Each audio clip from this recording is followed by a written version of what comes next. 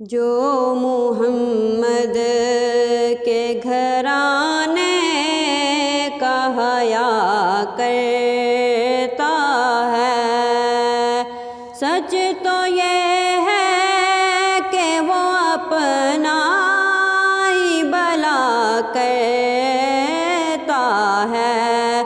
जो मुहम्मद के घराने का हया करता है, जो भी ज़हरा के वसीले से दुआ करता है, जो भी ज़हरा के वसीले से दुआ करता है।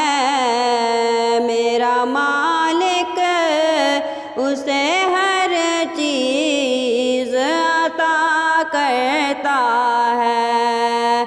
मेरा मालिक उसे हर चीज़ अता करता है।